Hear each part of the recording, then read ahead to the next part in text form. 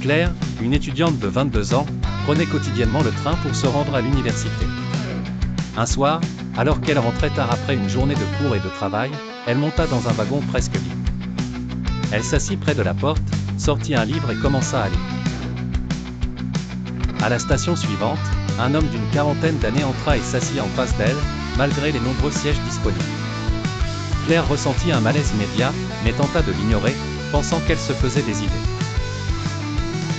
Au fil des minutes, l'homme commença à la fixer intensément, puis engagea une conversation intrusive, lui posant des questions personnelles sur sa vie, son emploi du temps et son domicile.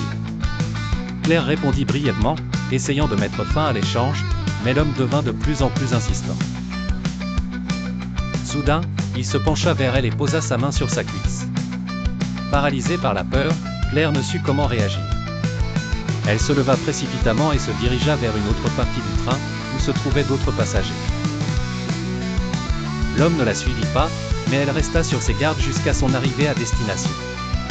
Une fois en sécurité, Claire contacta la police pour signaler l'incident. Grâce à sa description détaillée, les autorités purent identifier l'agresseur, déjà connu pour des comportements similaires. Claire reçut le soutien de ses proches et de professionnels pour surmonter cette épreuve. Cette histoire souligne l'importance de rester vigilant dans les transports en commun et de signaler tout comportement inapproprié aux autorités compétentes.